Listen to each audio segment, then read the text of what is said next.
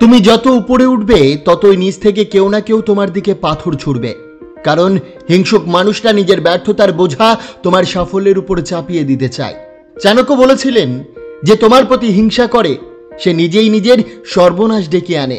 আজকের ভিডিওটিতে আমরা জানব, যদি কেউ তোমার প্রতি হিংসা করে, তোমাকে ছোট করার চেষ্টা করে, তবে তুমি শুধু 3টে কাজ করো, একদিন সেই মানুষটাই তোমার সামনে মাথা নত করবে।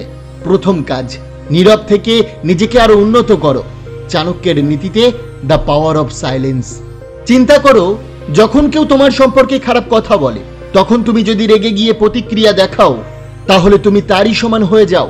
চাণক্য বলেছিলেন যে অন্যায়কে অপমান করে সে নিজের চরিত্রেই প্রকাশ করে ফেলে। অর্থাৎ অন্যের নোংরা কথাই সাড়া দিলে তুমি নিজের মর্যাদা হারাও, কিন্তু যদি নীরব থেকে নিজের উন্নতিতে মন দাও, তাহলে তোমার সাফল্যই একদিন তার জবাব দেবে। নীরবতা হলো এমন এক তলোয়ার যা শব্দ ছাড়াই শত্রুর অহংকার কেটে দেয়। তুমি কিছু না বললেও তোমার অর্জন কথা বলবে, তোমার কাজই হয়ে উঠবে তোমার প্রতিক্রিয়া। একটা গল্প বলি, শুনুন। একটা ছোট্ট গ্রামে ছিল এক তরুণ, নাম রবি।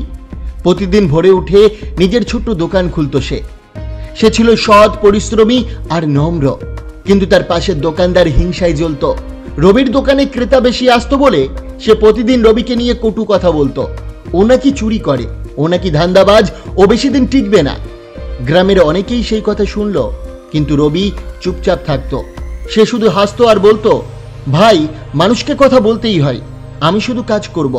দিন যায়, মাস যায়, রবির পরিশ্রমে তার দোকান ধীরে ধীরে বড় হতে থাকে। সে লোকের বিশ্বাস আর ভালোবাসা পায়। 6 মাস পরে যে দোকান এক চিলতে জায়গায় ছিল, আজ সেটি হয়ে গেছে গ্রামের সবচেয়ে বড় দোকান। আর যে মানুষটা প্রতিদিন তাকে গালি দিত, সে একদিন লজ্জায় রবির দোকানে এসে বলল, ভাই, আমি তোকে বুঝিনি, তোকে নিয়ে খারাপ বলেছি, কিন্তু আজ বুঝলাম তুই আমার চেয়ে অনেক বড়। রবি শুধু হাসলো, কিছু বলল না। তার নীরবতা তার সাফল্যই ছিল সবচেয়ে বড় জবাব। এই গল্পের শিক্ষণীয় বিষয় কি জানেন? নীরবতা দুর্বলতার চিহ্ন নয়, বড় জ্ঞানের প্রতীক। প্রতিক্রিয়া নয়, ফলাফল দাও। যারা তোমাকে নিচে নামাতে চায় তাদের দেখাও তুমি নিচে নামো না, তুমি শুধু আরো উঁচুতে ওঠো। চাণক্য বলেছিলেন, যখন তোমার শত্রু কথা বলে তুমি কাজ করো, কারণ তোমার কাজই একদিন তার কথাকে নীরব করে দেবে। তাই মনে রেখো, যখন কেউ তোমাকে আঘাত করে কথা বলে, তখন তর্কে নয়, তোমার উন্নতিতে উত্তর দাও। নিজেকে এমনভাবে গড়ে তোলো যাতে একদিন সেই হিংসুক মানুষটাই লোকের সামনে তোমার প্রশংসা করতে বাধ্য হয়। নীরব থাকো, কিন্তু থেমো না, কারণ নীরবতার পেছনে লুকিয়ে আছে বিজয়ের শক্তি। দ্বিতীয় কাজ, হিংসুককে প্রতিদ্বন্দ্বী নয়, নিজের শিক্ষক ভাবো। চাণক্য বলেছিলেন, শত্রুর থেকেও শিক্ষা নেওয়া যায় যদি তুমি বুদ্ধিমান হও। এর মানে কি জানেন? যে তোমাকে ঘৃণা করে সে তোমাকে সবচেয়ে বেশি পর্যবেক্ষণ করে। সে তোমার প্রতিটি পদক্ষেপে নজর রাখে। তুমি কোথায় দুর্বল, কোথায় পিছিয়ে, সেটাই সে খুঁজে বেড়ায়। আর যদি তুমি বুদ্ধিমান হও, তাহলে তার এই হিংসাকে তুমি আয়নার মতো ব্যবহার করতে পারো। সে যে জায়গায় তোমাকে আঘাত করে, সেটাই আসলে তোমার উন্নতির সংকেত। সে যে দুর্বল দিকটা তোমার সামনে তুলে ধরে, সেটাই তোমাকে শক্তিতে পরিণত করে। ভাবো তো, কেউ যদি বলে তুমি কিছুই জানো না, তুমি রেগে যেও না, অপমান মনে করো না, বরং মনে মনে বলো, ধন্যবাদ, তুমি আমার শেখার দিকটা দেখিয়ে দিলে।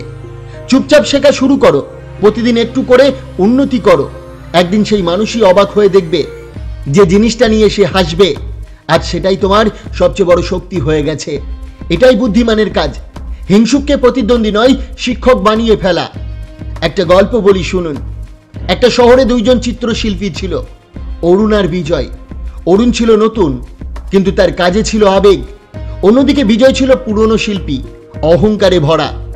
যখন অরুণের ছবি এক প্রদর্শনীতে প্রকাশ পেল, বিজয় হিংসায় জ্বলে উঠল।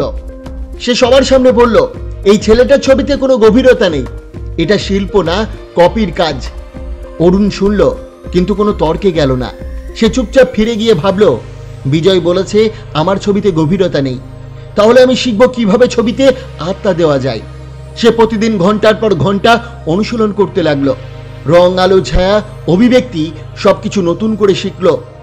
1 বছর পর অরুণের ছবিগুলো দেশের বাইরে প্রদর্শনীতে জায়গা পেল। আর সেই বিজয়, যে একসময় তাকে তুচ্ছ বলেছিল, সে নিজেই এসে বলল, তুই সত্যি বড় শিল্পী হয়ে গেছিস, আমি যা বলতে চেয়েছিলাম তুই সেটা বুঝে নিয়েছিস। অরুণ হাসল, কারণ সে বুঝেছিল হিংসা তাকে হারায়নি, বরং তাকে তৈরি করেছে। এই গল্পের শিক্ষণীয় বিষয় কি জানেন? জীবনে যে তোমার সমালোচনা করে সে তোমার প্রতিপক্ষ নয়, সে তোমার আয়না। হিংসুকের কথায় রাগ না করে সেই কথাগুলো বিশ্লেষণ করো, কোথায় তুমি আরো ভালো হতে পারো। মনে রেখো, বুদ্ধিমান মানুষ শত্রুকেও শিক্ষক বানিয়ে ফেলে। চাণক্য বলেছিলেন, বুদ্ধিমান মানুষ তার শত্রুর কথাই নিজের দুর্বলতা খুঁজে বার করে, আর সেই দুর্বলতাকেই সে নিজের অস্ত্রে পরিণত করে। তাই মনে রেখো, তোমার হিংসুক মানুষগুলোকে ঘৃণা করো না, ভয় করো না। তারা তোমাকে নিচে নামাতে চায়, কিন্তু তুমি যদি বুদ্ধিমান হও তাদের কথাই সিঁড়ি বানিয়ে উপরে উঠতে পারো। সুতরাং যে তোমাকে হিংসা করে সে তোমাকে পর্যবেক্ষণ করছে, আর তুমি যদি শেখায় মন রাখো তাহলে সে তোমাকে না চেয়েও উন্নতি করে দেবে। হিংসুককে শিক্ষক বানাও, প্রতিক্রিয়া নয় উন্নতি দেখাও। তৃতীয় কাজ, প্রতিশোধ নয় পরোপকার দিয়ে হারাও। চাণক্য বলেছিলেন, যে তোমার ক্ষতি চাই তার প্রতি করুণা দেখাও, কারণ তোমার দয়া তাকে আরো ছোট করে দেবে। এই কথাটির গভীরতা অপরিসীম, কারণ দয়া মানে দুর্বলতা নয়, দয়া মানে শক্তি। একজন শক্তিশালী মানুষই ক্ষমা করতে পারে, হাসতে পারে, আর অন্যের খারাপ ব্যবহারের পরেও ভদ্র থাকতে পারে। যখন কেউ তোমার প্রতি অন্যায় করে তুমি যদি প্রতিশোধ নাও তুমি সাময়িক শান্তি পাবে, কিন্তু তোমার মন ভারী হয়ে যাবে। কিন্তু যদি তুমি ভদ্রতা দেখাও, একটা ভালো আচরণ দিয়ে জবাব দাও, তখন সেই মানুষটির অহংকার গলে যায় আর তার ভিতরে জন্ম নেয় লজ্জা।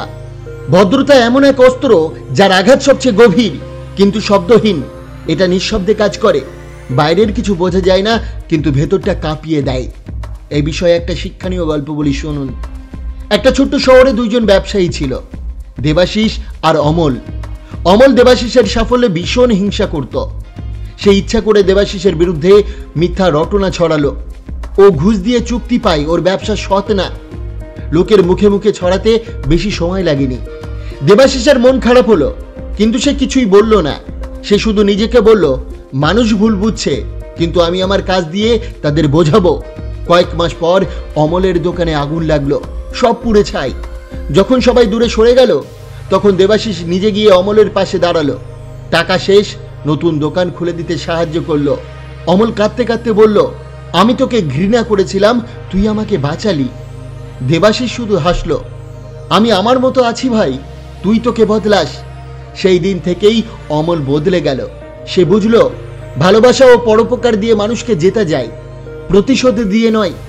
এই গল্পের শিক্ষণীয় বিষয় হলো, সত্যিকারের শক্তি কারো ক্ষতি করার মধ্যে নেই, বরং ক্ষমা করার মধ্যে আছে। পরোপকার মানে বোকামি নয়, এটা নিজের মান বজায় রাখার শ্রেষ্ঠ উপায়। যখন তুমি ভদ্রতা ও দয়ার মাধ্যমে শত্রুকে হারাও, তখন সে শুধু হারায় না, ভিতর থেকে ভেঙে পড়ে। চাণক্য বলেছিলেন, যে আগুনে তোমাকে পুড়াতে চাই তার সামনে তুমি আলো হয়ে দাঁড়াও, কারণ আলো আগুনকে হারায় না, কিন্তু তাকে অপ্রয়োজনীয় করে দেয়। মনে রেখো, হিংসা হলো অন্ধকারের আগুন, আর তুমি যদি আলো হতে চাও তবে তোমাকে শুধু জ্বলতে হবে। কারো দিকে আগুন ছুড়ে নয়, নিজের ভিতর থেকে। তুমি তোমার উন্নতি দিয়ে জবাব দাও, তুমি তোমার সফলতা দিয়ে প্রতিশোধ নাও, তুমি তোমার আচরণ দিয়ে তাদের হারাও। কারণ একদিন সেই হিংসুক মানুষটাই বলবে, আমি তোকে ঘৃণা করতাম, কিন্তু এখন আমি তোর মতো হতে চাই। শেষ কথাটি মনে রাখবেন, চুপ থাকো, কাজ করো, আলোকিত হও। একদিন তোমার আলোই তাদের অন্ধ করে দেবে। বন্ধুরা, আশা করি আজকের এই ভিডিওটি আপনার অনেক অনেক ভালো লেগেছে। অবশ্যই ভিডিওটিকে একটি লাইক করবেন, কমেন্ট করবেন, প্রিয়জনের কাছে শেয়ার করতে ভুলবেন না। আপনাকে অসংখ্য ধন্যবাদ ভিডিওটি শেষ পর্যন্ত দেখার জন্য।